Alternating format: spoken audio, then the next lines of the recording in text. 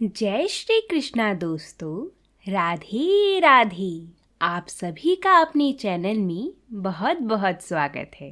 आज हम सभी श्रीमद् भागवत पुराण का तृतीय स्कंद का 12वां अध्याय सुनेंगे। आप सभी इस कथा का श्रवण भक्ति भाव और श्रद्धा पूर्वक करिएगा। भागवत कथा को सुनने से मन शांत और प्रभु के चरणों में प्रीति बढ़ती है। तो आइए प्रभु का नाम लेकर कथा को प्रारंभ करते हैं। आप सभी कमेंट बॉक्स में जय श्री हरि विष्णु जरूर लिखिएगा। तो प्रेम से बोलिए, भगवान श्री हरि की जय हो। श्री मैत्रेय जी ने कहा, विदुर जी, यहाँ तक मैंने आपको भगवान की काल रूप महिमा सुनाई। अब जिस प्रकार ब्रह्मा जी ने जगत की रचना की वह सुनिए। सबसे पहले उन्होंने अज्ञान की 5 वृत्तियां, तम यानी अविद्या, मोह यानी अस्मिता, महामोह यानी राग, तामिस्त्र यानी द्वेष और अंधतामिस्त्र यानी अभिनिवेश। किंतु इस अत्यंत पापमयी सृष्टि को देखकर उन्हें प्रसन्नता नहीं हुई। तब उन्होंने अपने मन को भगवान के ध्यान से पवित्र कर उससे दूसरी सृष्टि रची। इस बार ब्रह्मा जी ने सनक, सनंदन, सनातन और संत कुमार ये 4 निर्वृत्ति परायण मुनि उत्पन्न किए।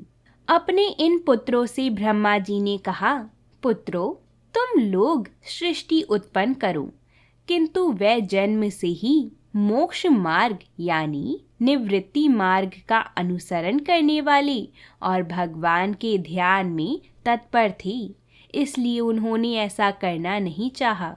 जब ब्रह्मा जी ने देखा कि मेरी आज्ञा ना मानकर ये मेरे पुत्र मेरा तिरस्कार कर रही हैं, तब उन्हें असहाय क्रोध हुआ। उन्होंने उसे रोकने का प्रयत्न किया, किंतु बुद्धि द्वारा उनके बहुत रोकने पर भी वह क्रोध तत्काल प्रजापति की बाहों के बीच में से एक नील लोहित बालक के रूप में प्रकट हो गया।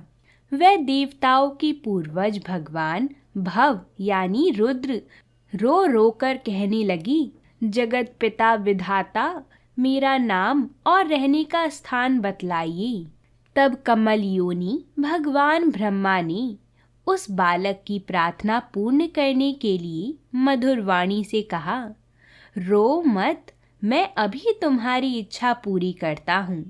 देवश्रेष्ठ, तुम जन्म लेते ही बालक के समान फूट फूट कर रोने लगे, इसलिए प्रजा तुम्हें रुद्र नाम से पुकारेगी। तुम्हारे रहने के लिए मैंने पहले से ही हृदय, इंद्रिय, प्राण, आकाश, वायु, अग्नि, जल, पृथ्वी, सूर्य, चंद्रमा और तप ये स्थान रच दिए हैं। तुम्हारे नाम मन्यु, मनु, महीनस, महान, शिव, ऋतध्वज, उग्रेता, भव, काल, वामदेव और धृतव्रत होंगे तथा धी, वृत्ति, उष्णा, उमा, न्युत, सर्पी, इला, अंबिका, ईरावती, सुधा और दीक्षा ये 11 रुद्राणियां तुम्हारी पत्नियां होंगी। तुम उपयुक्त नाम, स्थान और स्त्रियों को स्वीकार करो और इनके द्वारा बहुत सी प्रजा उत्पन्न करो, क्योंकि तुम प्रजापति हो। लोक पिता ब्रह्मा जी से ऐसा आज्ञा पाकर भगवान नील लोहित बल, आकार और स्वभाव में अपने ही जैसी प्रजा उत्पन्न करने लगी। भगवान रुद्र के द्वारा उत्पन्न हुए उन रुद्रों को असंख्य युद्ध बनाकर सारे संसार को भक्षण करते देख ब्रह्मा जी को बड़ी शंका हुई। तब उन्होंने रुद्र से कहा, सुरश्रेष्ठ, तुम्हारी प्रजा तो अपनी भयंकर दृष्टि से मुझे और सारी दिशाओं को भस्म किए डालती है। अंतः ऐसी सृष्टि और न रचो, तुम्हारा कल्याण हो। अब तुम समस्त प्राणियों को सुख देने के लिए तप करो, फिर उस तप के प्रभाव से ही तुम पूर्ववत इस संसार की रचना करना। पुरुष तप के द्वारा ही इंद्रियातीत सर्वांतर्यामी ज्योति स्वरूप श्री हरि को सुगमता से प्राप्त कर सकता है। श्री मैत्रेय जी कहते हैं, जब ब्रह्मा जी ने ऐसी आज्ञा दी तब रुद्र ने बहुत अच्छा कहकर उसे शिरोधार्य किया और फिर उनकी अनुमति लेकर तथा उनकी परिक्रमा करके वे तपस्या करने के लिए वन को चले गए। इसके पश्चात जब भगवान की शक्ति से संपन्न ब्रह्मा जी ने सृष्टि के लिए संकल्प किया, तब उनके 10 पुत्र और उत्पन्न हुए। उनसे लोक की बहुत वृद्धि हुई। उनके नाम मरीचि, अत्रि, अंगिरा, पुलस्त्य, पुलहा, क्रतु, भृगु, वशिष्ठ, दक्ष और 10वें नारद थे। इनमें नारद जी प्रजापति ब्रह्मा जी की गोद से, दक्ष अंगूठे से, वशिष्ठ प्राण से, भृगु त्वचा से, क्रतु हाथ से, पुलहा नाभि से, पुलस्त्य ऋषि कानों से, अंगिरा मुख से, अत्रि नेत्रों से और मरीचि मन से उत्पन्न हुए। फिर उनके दाएं स्तन से धर्म उत्पन्न हुआ, जिसकी पत्नी मूर्ति से स्वयं नारायण अवतीर्ण हुए तथा उनकी पीठ से अधर्म का जन्म हुआ और उससे संसार को भयभीत करने वाला मृत्यु उत्पन्न हुआ। इसी प्रकार ब्रह्मा जी के हृदय से काम, बाहों से क्रोध, नीचे के होठों से लोभ, मुख से वाणी की अधिष्ठात्री देवी सरस्वती, लिंग से समुद्र, गुदा से पाप का निवास स्थान यानी राक्षसों का अधिपति, निरृति, छाया से देवहूति के पति भगवान करदम जी उत्पन्न हुए। इस तरह यह सारा जगत जगत कर्ता ब्रह्मा जी के शरीर और मन से उत्पन्न हुआ। विदुर जी, भगवान ब्रह्मा जी की कन्या सरस्वती बड़ी ही सुकुमारी और मनोहर थीं। हमने सुना है एक बार उसे देखकर ब्रह्मा जी काम मोहित हो गए थे। यद्यपि वह स्वयं वासनाहीन थीं। उन्हें ऐसा अधर्ममय संकल्प करते देख उनके पुत्र मरीचि आदि ऋषियों ने उन्हें विश्वास पूर्वक समझाया, पिताजी आप समर्थ हैं, फिर भी अपने मन में उत्पन्न हुए काम के वेग को ना रोककर पुत्री गमन जैसा दुस्तर पाप करने का संकल्प कर रही हैं। ऐसा तो आपसे पूर्ववर्ती किसी भी ब्रह्मा ने नहीं किया और ना आगे ही कोई करेगा।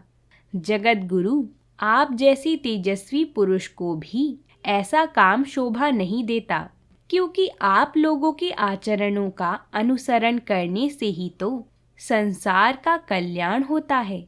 जिन श्री भगवान ने अपने स्वरूप में स्थित इस जगत को अपने ही तेज से प्रकट किया है, उन्हें नमस्कार है। इस समय वह ही धर्म की रक्षा कर सकते हैं। अपने पुत्र मरीचि आदि प्रजापतियों को अपने सामने इस प्रकार कहते देख प्रजापतियों के पति ब्रह्मा जी बड़े लज्जित हुए और उन्होंने उस शरीर को उसी समय छोड़ दिया। तब उस घोर शरीर को दिशाओं ने ले लिया। वही कोहरा हुआ जिसे अंधकार भी कहते हैं। एक बार ब्रह्मा जी यह सोच रहे थे कि मैं पहले की तरह सुव्यवस्थित रूप से सब लोकों की रचना किस प्रकार करूं। इसी समय उनके 4 मुख से 4 वेद प्रकट हुए।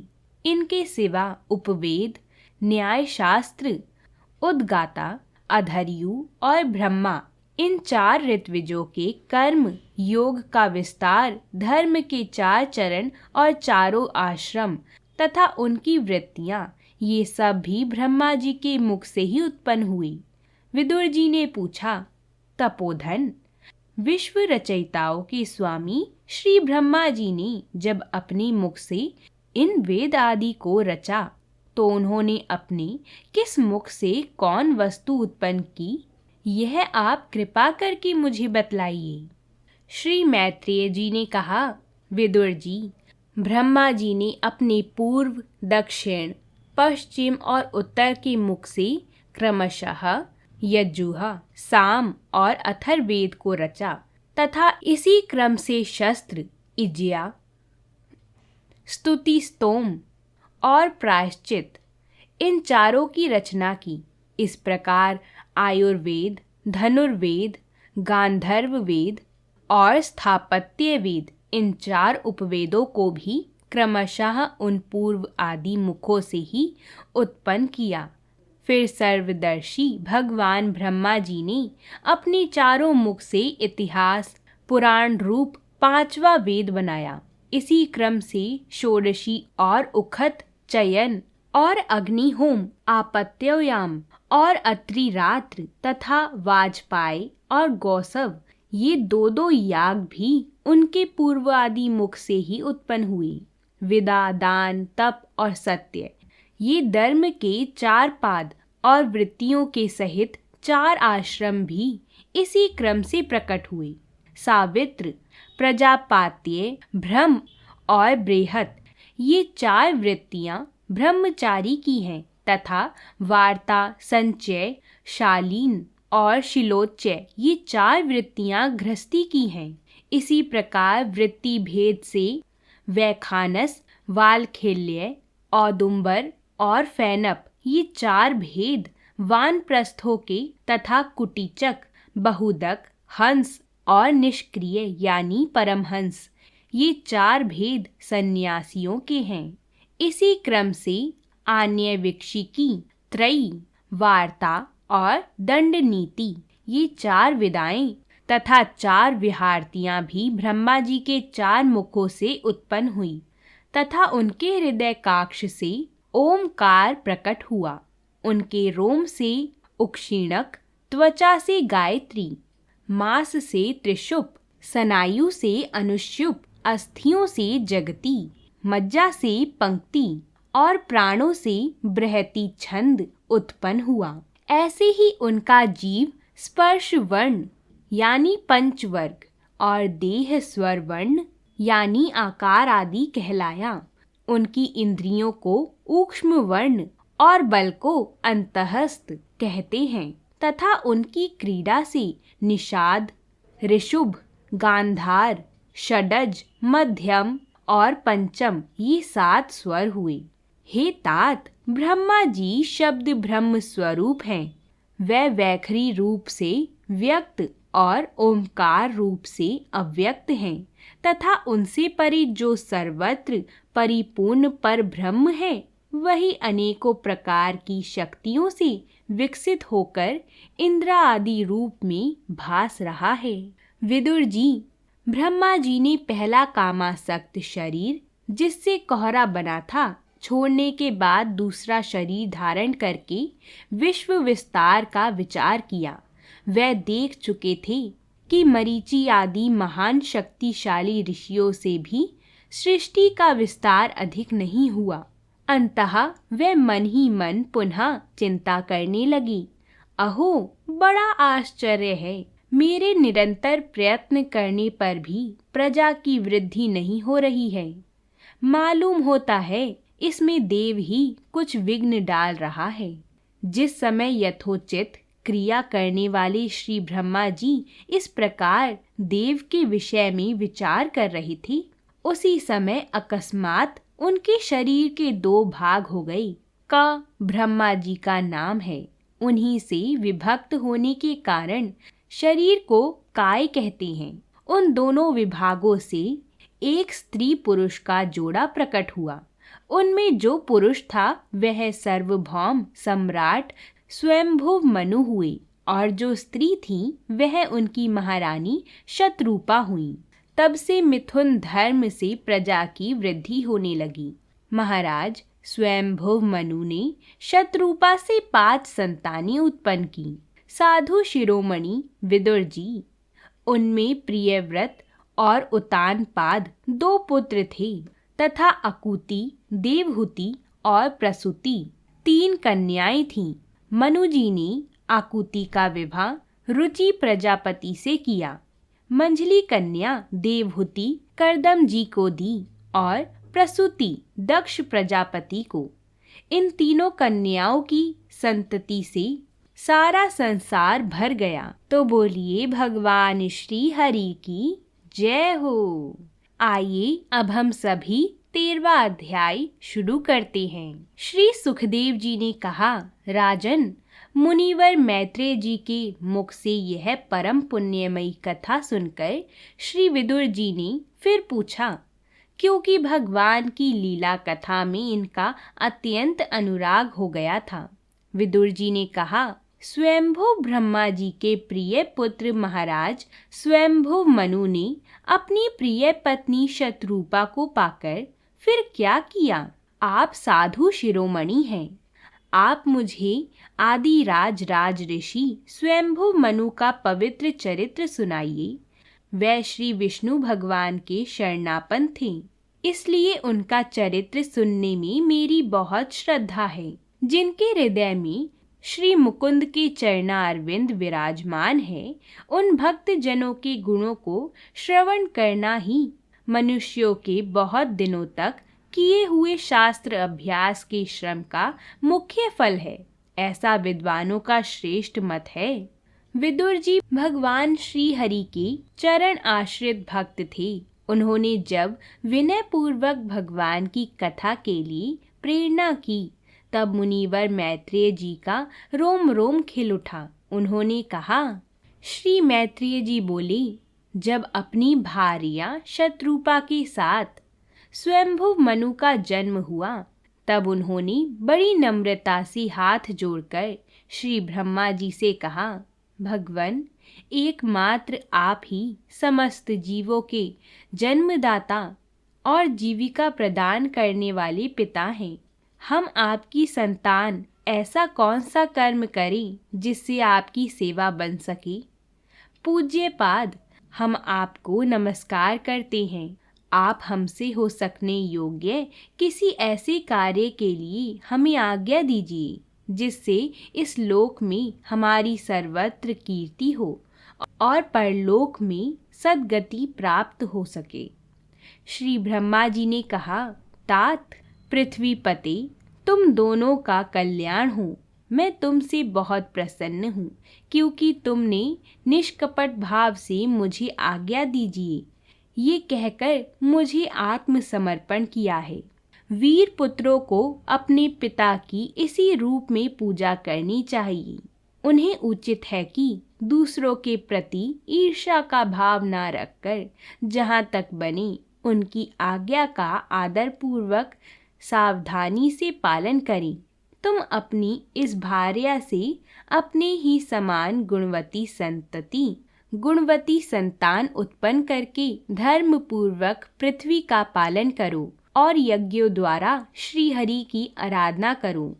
राजन, प्रजा पालन से मेरी बड़ी सेवा होगी और तुम्हें प्रजा का पालन करते देखकर भगवान श्री हरि भी तुमसे प्रसन्न होंगी।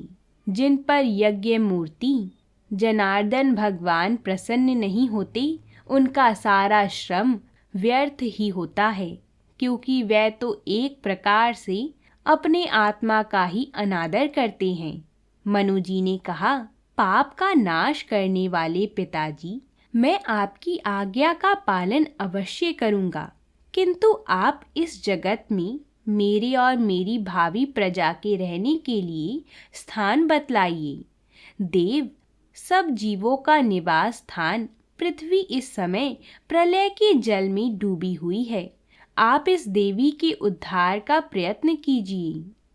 श्री मैत्रेय जी ने कहा, पृथ्वी को इस प्रकार अथाह जल में डूबी देखकर ब्रह्मा जी बहुत देर तक मन में यह सोचते रहे कि इसे कैसे निकालूं।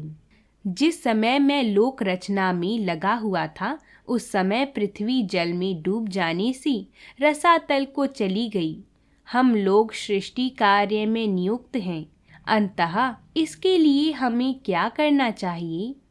अब तो जिनके संकल्प मात्र से मेरा जन्म हुआ है, वह सर्वशक्तिमान श्री हरि ही मेरा यह काम पूरा करें। निष्पाप विदुर जी, ब्रह्मा जी इस प्रकार विचार कर ही रहे थे कि उनके नासा छिद्र से अकस्मात अंगूठे के बराबर आकार का एक वरहा शिशु निकला। भारत, बड़े आश्चर्य की बात तो यही हुई कि आकाश में खड़ा हुआ वह वरहा शिशु ब्रह्मा जी के देखते ही देखते बड़ा होकर क्षण भर में हाथी के बराबर हो गया। उस विशाल वरहा मूर्ति को देखकर मरीचि आदि मुनिजन, सनकादि और स्वयंभुव मनु के सहित श्री ब्रह्मा जी तरह तरह के विचार करने लगे। अहो, सुकर के रूप में आज यह कौन दिव्य प्राणी यहाँ प्रकट हुआ है? कैसा आश्चर्य है! यह अभी अभी मेरी नाक से निकला था। पहले तो यह अंगूठे के बराबर दिखाई देता था, किंतु एक क्षण में ही बड़ी भारी शिला के समान हो गया। अवश्य ही यज्ञ मूर्ति भगवान हम लोगों के मन को मोहित कर रहे हैं। ब्रह्मा जी और उनके पुत्र इस प्रकार सोच ही रहे थे कि भगवान यज्ञ पुरुष पर्वताकार होकर गरजने लगे। सर्वशक्तिमान श्री हरि ने अपनी गर्जना से दिशाओं को प्रतिध्वनित करके ब्रह्मा और श्रेष्ठ ब्राह्मणों को हर्ष से भर दिया। अपना खेद दूर करने वाली मायामय वरहा भगवान की घुरघुराहट को सुनकर वे जनलोक, तपलोक और सत्यलोक निवासी मुनिगण तीनों वेदों के परम पवित्र मंत्रों से उनकी स्तुति करने लगी। भगवान के स्वरूप का वेदों में विस्तार से वर्णन किया गया है। अंततः उन मुनीश्वरों ने जो स्तुति की उसे वेद रूप मानकर भगवान बड़े प्रसन्न हुए और एक बार फिर गरज कर देवताओं के हित के लिए गजराज की सी लीला करते हुए जल में घुस गए। पहले वह शुक्र रूप भगवान पूंछ उठाकर बड़े वेग से आकाश में उछले और अपनी गर्दन के बालों को फटकार कर खुरों के आघात से बादलों को छितराने लगी। उनका शरीर बड़ा कठोर था, त्वचा पर कड़े कड़े बाल थे, दाढ़ें सफेद थीं और नेत्रों से तेज निकल रहा था। उस समय उनकी बड़ी शोभा हो रही थी। भगवान स्वयं यज्ञ पुरुष हैं, फिर भी सुकर रूप धारण करने के कारण अपनी नाक से सूंघ सूंघ कर पृथ्वी का पता लगा रहे थे। उनकी दाढ़ी बड़ी कठोर थीं। इस प्रकार यद्यपि वे बड़े क्रूर जान पड़ते थे, फिर भी अपनी स्तुति करने वाले मरीचि आदि मुनियों की ओर बड़ी सौम्य दृष्टि से निहारते हुए उन्होंने जल में प्रवेश किया। जिस समय उनका वज्रमय पर्वत के समान कठोर कलेवर जल में गिरा, तब उसके वेग से मानो समुद्र का पेट फट गया और उसमें बादलों की गड़गड़ाहट के समान बड़ा भीषण शब्द हुआ। उस समय ऐसा जान पड़ता था मानो अपनी उताल तरंग रूप भुजाओं को उठाकर वह बड़े आर्त स्वर से हे यज्ञेश्वर मेरी रक्षा करो इस प्रकार पुकार रहा है। तब भगवान यज्ञ मूर्ति अपने बाण के समान पैने खुरों से जल को चीरते हुए उस अपार जल राशि के उस पार पहुंचे। वहां रसातल में उन्होंने समस्त जीवों की आश्रय भूता पृथ्वी को देखा, जिसे कल्पांत में शयन करने के लिए उद्धत श्री हरि ने स्वयं अपने ही उदर में लीन कर लिया था। फिर वह जल में डूबी हुई पृथ्वी को अपनी दाढ़ों पर लेकर रसातल से ऊपर आई। उस समय उनकी बड़ी शोभा हो रही थी। जल से बाहर आते समय उनके मार्ग में विघ्न डालने के लिए महापराक्रमी हिरण्याक्ष ने जल के भीतर ही उन पर गदा से आक्रमण किया। उससे उनका क्रोध चक्र के समान तीक्ष्ण हो गया और उन्होंने उसे लीला से ही इस प्रकार मार डाला जैसे सिंह हाथी को मार डालता है। उस समय उसके रक्त से मुंह तथा कनपटी सन जाने के कारण वे ऐसे जान पड़ते थे मानो कोई गजराज लाल मिट्टी के टीले में टक्कर मारकर आया हो। जैसे गजराज अपने दांतों पर कमल पुष्प धारण कर ले, उसी प्रकार अपने सफेद दांतों की नोक पर पृथ्वी को धारण कर जल से बाहर निकले हुए तमाल के समान नील वर्ण वराह भगवान को देखकर ब्रह्मा जी मारीची आदि को निश्चय हो गया कि ये भगवान ही हैं। तब वे हाथ जोड़कर वेद वाक्यों से उनकी स्तुति करने लगी। ऋषियों ने कहा, भगवान अर्जित, आपकी जय हो यज्ञपति। आप अपने वेदत्रीय रूप विग्रह को फटकार रहे हैं। आपको नमस्कार है। आपके रोमकूपों में संपूर्ण यज्ञ लीन है। आपने पृथ्वी का उद्धार करने के लिए ही यह सूकर रूप धारण किया है। आपको नमस्कार है। देव, दुराचारियों को आपके इस शरीर का दर्शन होना अत्यंत कठिन है, क्योंकि यह यज्ञ रूप है।